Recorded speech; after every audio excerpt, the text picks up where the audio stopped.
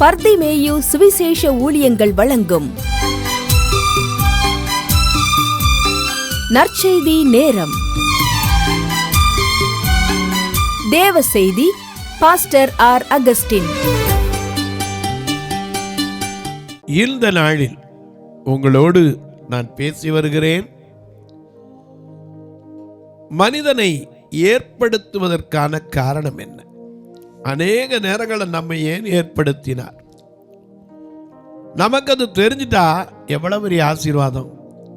ஏன்னா இந்த செய்தியை ஏன் உங்களோட பேசி வரேன்னா, ஒரு அம்மா அன்னைக்கு கூப்பிட்டு சொன்னாங்க, நான் ஏன் தான் பிறந்தனோ அப்படின்னாங்க. இன்னைக்கு வரைக்கும் ஜீவனை கொடுத்தவர் தயவு பாராட்டி காத்திருக்கிறார். ஆனால் அவங்க சொல்றது ஏன் தான் பிறந்தனோ, நாம் விரும்பியோ விரும்பாமலோ. தாவீது சொன்னான சங்கீதம் 22, இதோ என் தாய் என்னை பாவத்தில் கற்பம் தரித்தாள், இதோ நான் துர்க்குணத்தில் உருவானேன். பாவத்தில் கற்பம் தரித்தாள். அதோட மட்டுமல்ல, உள்ளத்தில் உண்மை இருக்க விரும்புகிறேன், அந்த கரணத்தில் ஞானத்தை எனக்கு தெரியப்படுத்தும். நீர் என்னை சோப்பினால் சுத்திகரியும், அப்பொழுது நான் சுத்தமாவேன். என்னை கழுவி அருளும், அப்பொழுது நான் உறைந்த மழையைப் போல வெண்மையாவேன். நான் விழுகும் போதே உமது சார்பில் இருந்து விழுந்தேன் என்று சொல்லுகிறான். ஏன் ஆண்டவர் படைக்கிறார்? மனிதனை படைத்ததற்கு நோக்கம் என்ன? இதை குறித்தான் உங்களோடு சொல்லி வருகிறேன். ஒரு தூதனை அலங்கரித்தார், அவனை உன்னதத்தில் வைத்தார். ஆனால் அவன் நோக்கத்தை மறந்து மேட்டிமை கொண்டதினாலே காப்பாற்றுகிறவனாய் இருந்த அந்த அபிஷேகம் பண்ணப்பட்ட கேருப்பை ஆகாதவன் தள்ளிவிட்டார். அவன் பூமியை கெடுத்து போட்டான். மறுபடியும் தேவன் இந்த பூமியை ஒவ்வொன்றாய் சரிப்படுத்துகிறார். முதலாவது பார்க்கிறார், பூமி எங்கும் ஜலம் பெருகி இருக்கு.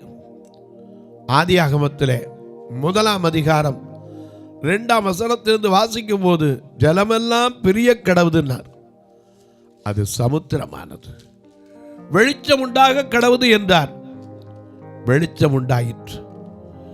பகல் இரவு உண்டாக கடவுது என்றார், பகலை ஆள்வதற்கு ஒரு சுடர் வேண்டும் என்றார். மனிதன் பகல்ல வேலை செய்யணும், இரவுல இளைப்பாற வேண்டும் என்று சொல்லி பகலையும் இரவையும் வெவ்வேறாக பிரித்தார். இப்படி ஒவ்வொன்றையும் பிரித்த தேவன் இவைகளெல்லாம் படைத்து என்ன பிரயோஜனம்? இதை ஆள்வதற்கு ஒரு மனிதன் வேண்டும் என்று தன் சிந்தையில வைத்தார். அந்த சிந்தையில உருவாக்கப்பட்டதுதான் மனிதன். அதனாலதான் நாம பாடுறோம், எல்லாம் உங்க வேதத்தை ஆதியாகமத்திலே 2 அதிகாரம் 7, 8 வசனத்தை எல்லாரும் எடுத்துக்கிறீங்களா? அப்படி எடுக்கிற வரைக்கும், கொய்யவனே கொய்யவனே படைப்பின் காரணனே,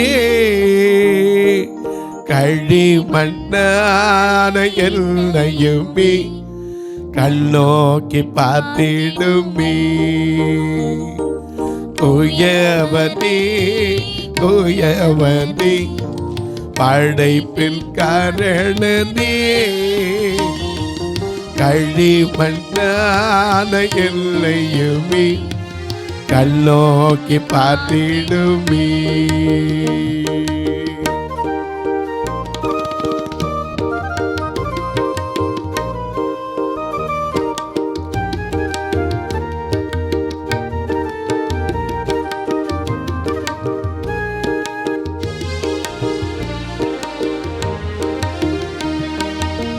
பெருமையான பாத்திரம் நான் பெருத்து தள்ளாமலே,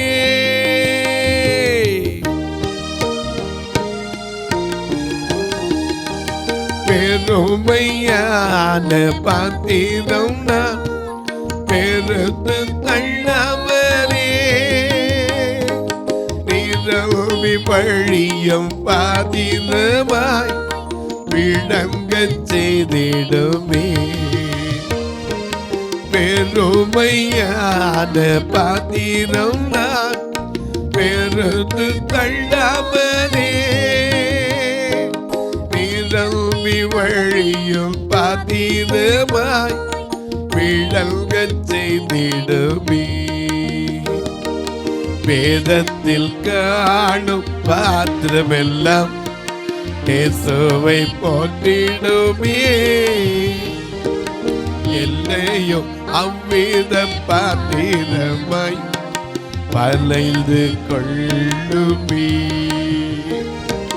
வேதத்தில் காணும் பாத்திரமெல்லாம் இயேசுவை போற்றிடுமே.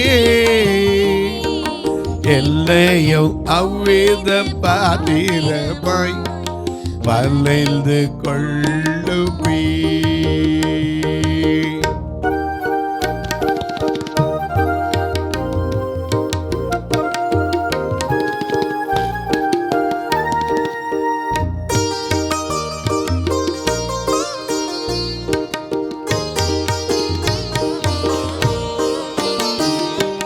விலை போகாத பாத்திரம் நான் விரும்புவாரில்லை.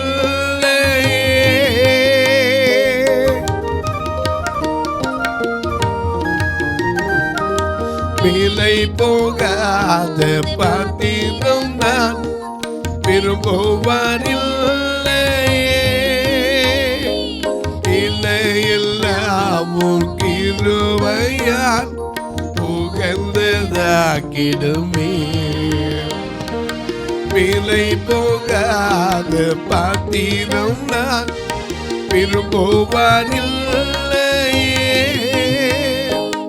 இல்லையெல்லாம் உன் கிருபையால் உகந்ததாக்கிடுமே. தடைகள் யாவும் நீக்கியம்மை தம்மை போல் மாற்றிடுமே. உடைத்து என்னை உந்தனுக்கு உடமையாக்கிடுமே.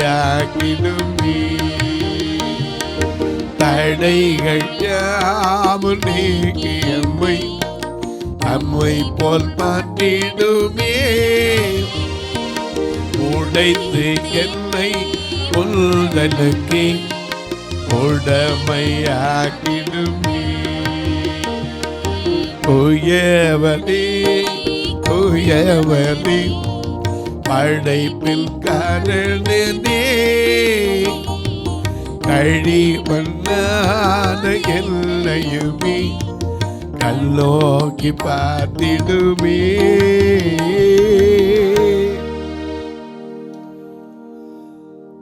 நல்ல கவனிங்க. ஆதியாகமம் 2ஆம் அதிகாரம் 7ஆம் 8ஆம் வசனம்.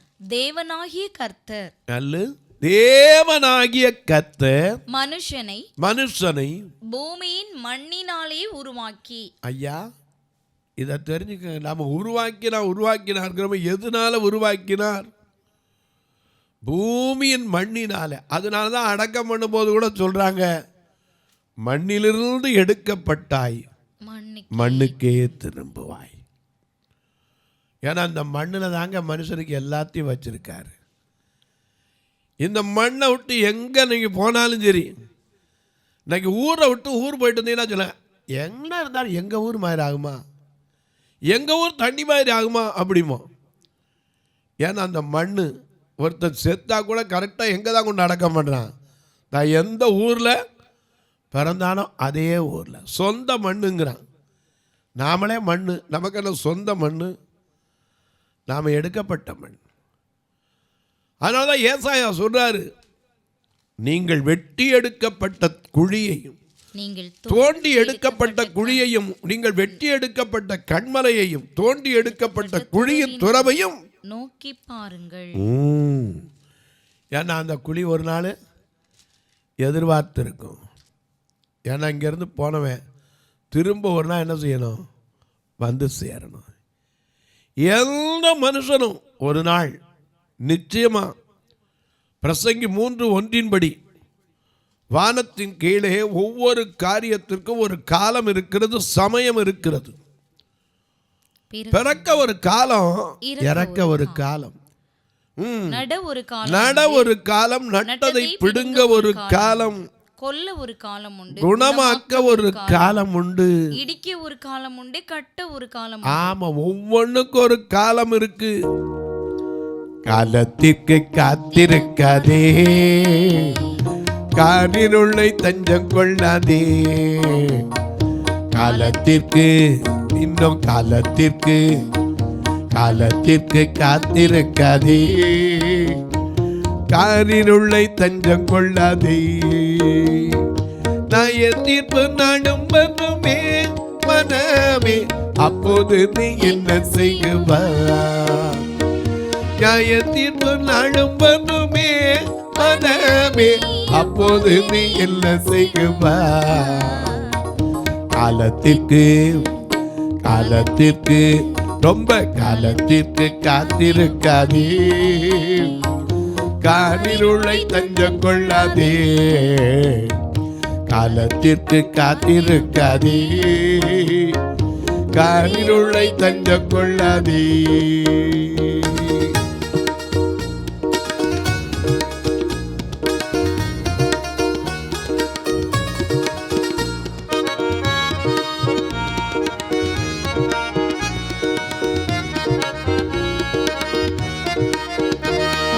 கல்லறையை போல வாழாதே, கண்மலையை தஞ்சம் கொள்வாயே. கண்மலையை போல வாழாதே, கண்மலையை தஞ்சம் கொள்ளாதே. கள்ள கிறிஸ்தவனாய் மாறாதே, கர்த்தரின் அக்கினியில் வீழ்ந்து மாயாதே. கள்ள கிறிஸ்தவனாய் மாறாதே, கர்த்தரின் அக்கினியில் வீழ்ந்து மாயாதே. காலத்திற்கு ரொம்ப காலத்திற்கு காத்திருக்காதே, காரிருளை தஞ்சம் கொள்ளாதே. காலத்திற்கு காத்திருக்காதே, காரிருளை தஞ்சம் கொள்ளாதே.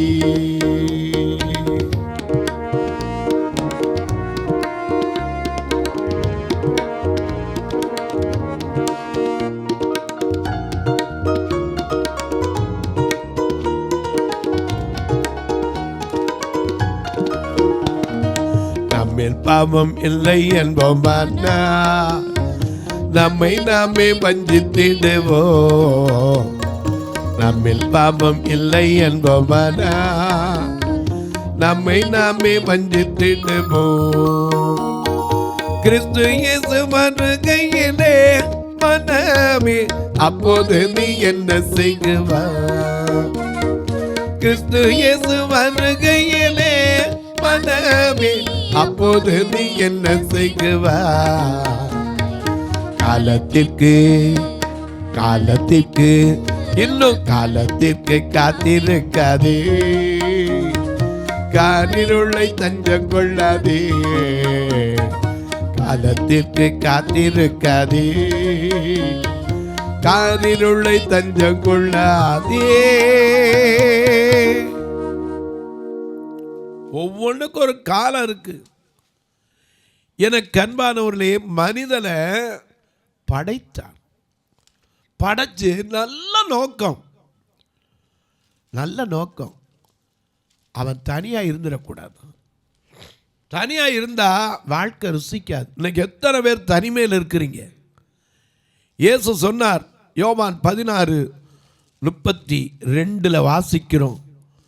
மிக அழகா, இதோ நீங்கள் சிதறுண்டு அவனவன் இடத்துக்கு போய் என்னை தனித்து விட்டுவிடும் காலம் வரும், அது இப்பொழுதே வந்திருக்கிறது. ஆனாலும் நான் தனித்திரேன், பிதா என்னுடனே கூட இருக்கிறான். ஆமா, பிரசங்கி சொல்லுகிறான் 4ஆம் அதிகாரத்திலே 9 ஒண்டியா இருப்பதிலும் இருப்பதிலும் இருவர் கூடியிருப்பது நலம்.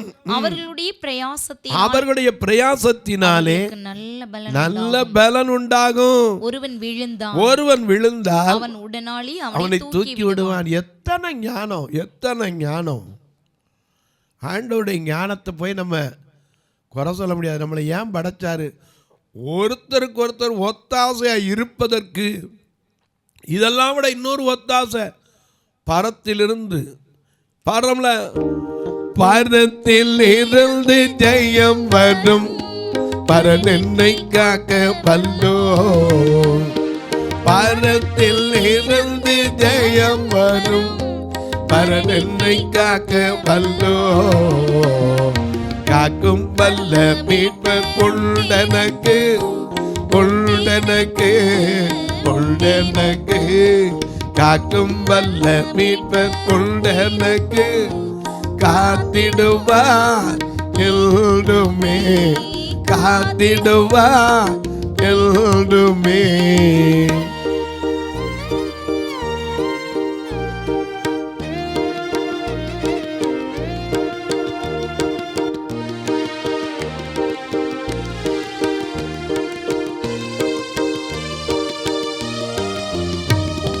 கொல்லை கஷ்டங்கள் சூழ்ந்திடும், துன்பம் துக்கம் வரும், துன்பத்தில் துன்பம் நீங்கிடும், இருளாய் தோன்றும் என்றோ. சோதனை மாறும் வேளையில் சொற்கும் செவியிலே, சோதனை மாறும் வேளையில் சொற்கும் செவியிலே. பரத்தில் இருந்து ஜெயம் வரும், பரன் என்னை காக்க வல்லோ. பரத்தில் இருந்து ஜெயம் வரும், பரன் என்னை காக்க வல்லோ. காக்கும் வல்ல மீட்பர் உண்டனக்கு, உண்டனக்கு, உண்டனக்கு. காக்கும் வல்ல மீட்பர் உண்டனக்கு, காத்திடுவார் எல்லுமே, காத்திடுவார் எல்லுமே, காத்திடுவார் எல்லுமே.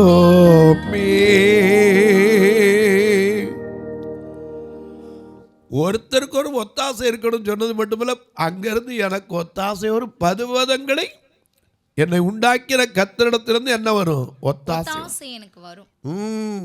உதவி வரும். கண்மலை நோக்கி பார்க்கிறேன் பாடுறோம். ஆண்டவருடைய ஞானத்தை பாருங்க. தனியா இருந்தா இன்னைக்கு எத்தனை பேர் தனிமையில இருந்து புலம்பிட்டு இருக்கீங்களோ எனக்கு தெரியாது. சிலர்லாம் பார்த்தீங்கன்னா இருந்த உறவையும் இழந்துட்டு, ஐயோ நல்லா இருந்த வாழ்க்கை எல்லாம் போயிடுச்சே, எல்லாம் போயிடுச்சே. நம்ம நாட்டை சொல்லுவாங்க, தாயோடு கல்வி போம், தந்தையோடு செல்வம் போம்.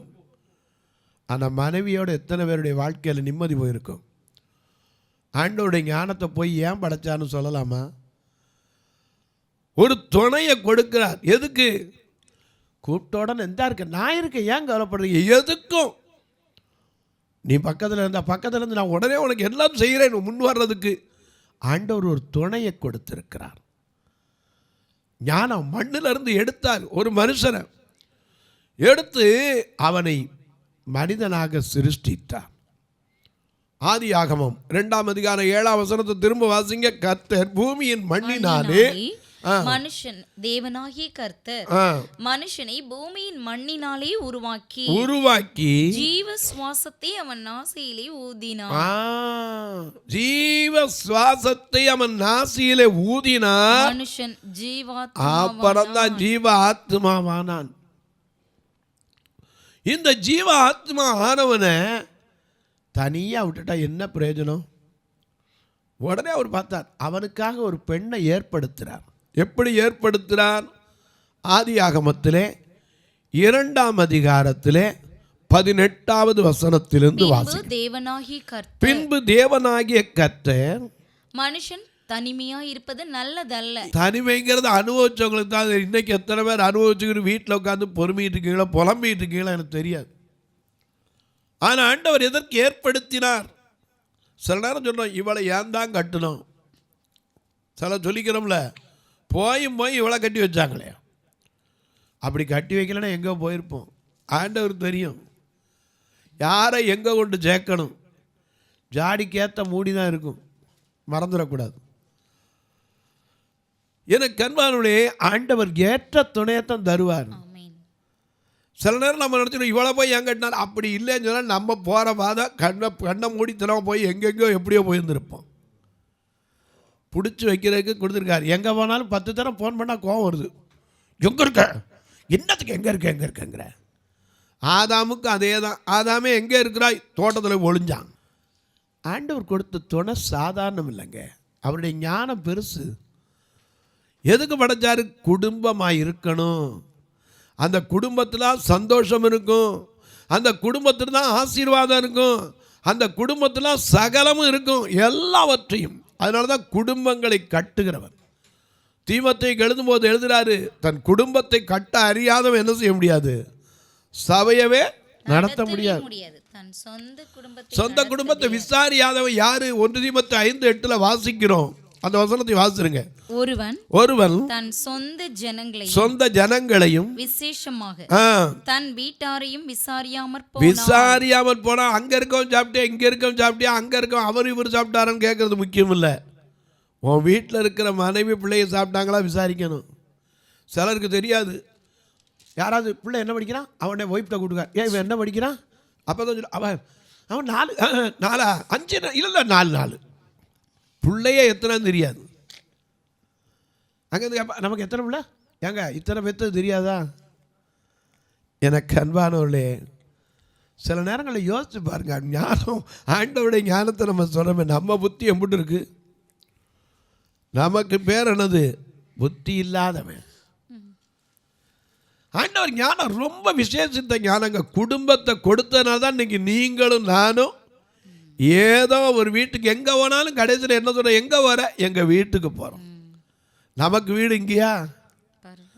நம்முடைய குடியிருப்பு எங்கள் அப்போஸ்தலர் 1:11 படி பரலோகத்தில் இருக்குது. நான் போய் உங்களுக்கு ஒரு இடத்த ஆயத்தம் பண்ணி திரும்பி வந்து உங்களை கூட்டு போக வருவேன்ட்டு போயிருக்காரு.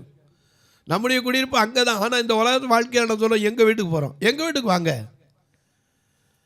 இந்த வீடு நம்மோடைய கூட வரப்போகுது இல்லை நாம தான் இந்த வீட்டில் நிரந்தரமாக இருக்க போகிறோமா?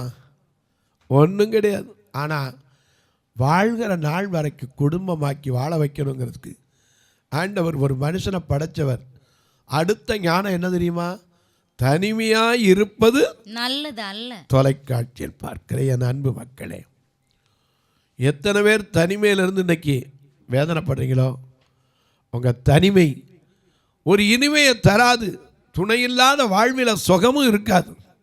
ஏன்னா இந்த உலகத்தில் எதுவுமே தனிமை கிடையாது. கடலை போய் பார்த்தீங்கன்னா அது தனிமை கிடையாது, கூட அலை இருக்கு. மலர்னு இருந்தால் அதுக்கு ஒரு மனம் இருக்கிறது. எந்த மனுஷனுக்கு ஒரு துணை, எங்கே இருந்தாலும் ஒரு துணை இருக்கணும். ஆண்டவருடைய ஞானத்தில் ஏன் உருவாக்கினார், ஏன் கொடுத்தார் கேட்கலாமா? தொலைக்காட்சியில் பார்க்குற நீங்கள் ஒரு வார்த்தை ஜெபம் பண்ணீங்களா? இதை பார்க்குறதோடு விட்டுறாதீங்க. ஒரே ஒரு வார்த்தை. எதுக்கு? இந்த நிகழ்ச்சி தினம் வரணுவதற்கான பொருளாதார தேவைகள் சந்திக்கப்பட வேண்டும். ஒரு நாள் ஒன்றுக்கு 5000 ஸ்பெண்ட் பண்ணணும். அப்போ தான் இந்த ப்ரோக்ராம் வரும். 30 நாள் 30 பேர் ஆண்டவர் எழுப்பி தரணும். ஜெபம் பண்ணுங்க. அது மட்டும் இல்லை, இது ஒரு பார்வையற்ற மக்கள் திருச்சபை. Gospel to the blind, gospel through the blind. பார்வையற்றோருக்கு சுவிசேஷம், பார்வையற்றோர் மூலம் சுவிசேஷம். இதில் இருக்கிற எல்லாமே பார்வையில்லாதவங்க. இந்த சபையில் வர ஒருத்தரை கூட நான் சாப்பிடாம அனுப்புனதில்ல.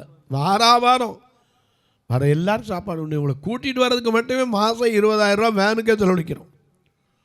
எதுக்கு? கூட்டம் கூட்டுறதுக்கு இல்லை. 2 கண்ணும் தெரியாது, அவங்களுக்கு மேடு பள்ளம் தெரியாது. அவங்கள கூட்டு வந்து விட்டு திருப்பி கொண்டு அந்த இடத்துல விடணும். கர்த்தர் ஏன் ஜெபம் பண்ணுங்க. எதுக்குன்னா சீக்கிரத்தில் ஒரு நல்ல வேனை. ஏன்னா சின்னதாக இருந்தால் 10 தரம் கூட்டு வர முடியாது. ஒரு வேனாக இருக்கணும், ஆண்டவர் கொடுக்கணும். எங்கே இருந்தாலும் கொண்டு வருவார். எனக்கு விசுவாசம், நான் அந்த பூமி விட்டு போகிறக்குள்ளே கர்த்தர் எல்லாத்தையும் வச்சுருவார். நீங்களும் ஜெபம் பண்ணுங்க. உங்கள் ஜெபக்காரி எது இருந்தாலும் காலை 10லேருந்து 5க்குள்ளே சொல்லுங்கள். ஒருவேளை நீங்கள் கேட்கலாம், இதுக்கு நாங்கள் உதவி செய்யணும், எப்படி தொடர்பு கொள்ள? இதில் 2 நம்பர் வருதே, ஜிபே, ஃபோன்பே. இது வழியாக தொடர்பு கொள்ளலாம். ஒருவேளை நாங்கள் கணக்கு வைப்பதற்கு பில் கொடுப்பீங்களான்னா என்கிட்ட கேளுங்க, நிச்சயமாக அந்த வழியும் உண்டு. உங்களுக்கு சொல்கிறேன். தபால் மூலம் நீங்கள் மணி ஆர்டரை தொடர்பு கொண்டவங்க போஸ்ட் பேங்க் அக்கௌண்ட்டே இருக்குது, அதனால் நீங்கள் மணி ஆர்டர் கமிஷன் கட்டாமலே அனுப்பலாம். அதுக்கு ஒரு நம்பர் இருக்குது, குறிச்சிக்கங்க. 36 35 38 89 63. மறுபடியும் சரி பாருங்க, 36 35 38 89 63. இதை நீங்கள் எந்த போஸ்ட் ஆஃபீஸில் எடுத்தாலும் போஸ்ட் பேங்க் அக்கௌண்ட் அவங்க அடித்தா உடனே வந்துடும். அதில் நீங்கள் பணத்தை கட்டினா வந்து சேரும், அதுக்கு எந்த கமிஷனும் இல்லை. இப்போ உங்களுக்காக நான் ஜெபிக்கட்டுமா? நல்ல பிதாவே, நன்றியோடு துதிக்கிறோம் சுவாமி. இந்த மனமகிழ்ச்சியான நல்ல நாளிலே தேவன் எதற்காக ஏற்படுத்தினார், எதற்காக என்னை படைத்தார் என்று அநேக நேரம் புலம்புகிற என் அன்பு சகோதரிகளே, என் அன்பு சகோதரர்களே, வயது முதிர்ந்த தகப்பன் தாய்மாரே, சில வேளை வாலிப பிராயத்தில் கூட புலம்புறீங்களே. ஆண்டவர் படைச்சவருடைய நோக்கம் என்ன தெரியுமா? நல்ல நோக்கம்தான், நல்ல நோக்கம்தான். ஆனால் மனிதன் அந்த நோக்கத்தை மறந்து போறதுனால இன்னைக்கு புலம்புறோம். அன்பின் தெய்வமே, ஆறுதலின் நாயகரே, யார் யார் தனிமையிலிருந்து ஒவ்வொரு இரவும் பகலும் புலம்பிக் கொண்டிருக்கிறார்களோ அந்த தனிமையிலே துணை செய்யும், அவர்களுக்கு ஆறுதலை கொடும். நானே உங்களுக்கு ஆறுதல் செய்கிற கர்த்தர் என்ற ஏசாயா 51:12 படி துயரப்பட்ட அனைவருக்கும் ஆறுதல் செய்யும். இந்த ஊழியத்தை தாங்குகிற, ஜெபிக்கிற, கொடுக்கிற எல்லா மக்களையும் ஆசீர்வதிங்க. பிறந்த நாள், திருமண நாளை நினைவு கூறுகிற மக்களுக்காய் ஜெபிக்கிறேன். கற்ப காலத்தில் இருக்கிற என் அன்பு சகோதரி பிள்ளைகளுக்காய் ஜெபிக்கிறேன். திருமணமாகி பல ஆண்டுகள் குழந்தை பாக்கியம் இல்லாமல் தவிக்கிற மக்களுக்காய் ஜெபிக்கிறேன். தேர்வு எழுதி விட்டு ரிசல்ட்டுக்கு காத்திருக்கிற என் அன்பு பிள்ளைகளுக்காய் ஜெபிக்கிறேன். வியாதி படுக்கையில் இருந்து கொண்டு எனக்கு ஒரு எதிர்காலம் உண்டா என்று கேட்கிற மக்களுக்காய் ஜெபிக்கிறேன். ஒவ்வொருவருடைய கண்ணீர் மாறட்டும், கவலைகள் மாறட்டும், வேதனைகள் விலகட்டும். இயேசுவின் நாமத்தில் ஜெபிக்கிறேன் நல்ல பிதாவே, ஆமென், ஆமென். சபை ஆராதனை ஞாயிறு காலை 10 மணி முதல் 12 மணி வரை. இடம் பர்திமேயு சுவிசேஷ ஆலயம், அன்னை சத்யா நகர், இளமனூர் அஞ்சல், சக்கிமங்கலம் வழி, மதுரை மாவட்டம். பின்கோட் 625201 மற்றும் பர்திமேயு சுவிசேஷ ஜெப வீடு, plot number 107, Eden garden, Muthur, Tirunelveli. Pin code 627011. சிறப்பு உபவாச கூட்டம் ஒவ்வொரு மாதமும் 2வது சனிக்கிழமை காலை 10 மணி முதல் 1 மணி வரை நாகர்கோவில் YMCA ஹாலில் வைத்து நடைபெறுகிறது. மற்றும் ஒவ்வொரு மாதமும் 4வது சனிக்கிழமை காலை 10 மணி முதல் 1 மணி வரை திருநெல்வேலி புதிய பேருந்து நிலையம் அருகில் உள்ள கிரேஸ் ஹாலில் வைத்து நடைபெறுகிறது. எங்கள் எல்லா ஆராதனைகளிலும் கலந்து கொண்டு தேவனை மகிமைப்படுத்த அன்பாய் அழைக்கிறோம். உங்கள் உதாரத்துவமான காணிக்கைகளினால் இவ்வூழியத்தை தாங்க விரும்பினால் R Augustine, account number 5021364331, IFSC code IDIB 000B066, Indian bank, BP Kulam, Madurai. GPay number 9842181917, BGM ministries மற்றும் 9442559772, பிளைண்ட் மினிஸ்ட்ரீஸ் அகஸ்டின். உங்கள் தொடர்புக்கு பாஸ்டர் ஆர் அகஸ்டின், பர்திமேயு சுவிசேஷ ஊழியங்கள், நாகமலை, புதுக்கோட்டை, மதுரை 625019. தொலைபேசி எண்கள் 9842181917 மற்றும் 9442559772. கர்த்தர் தாமே உங்களை ஆசீர்வதிப்பாராக.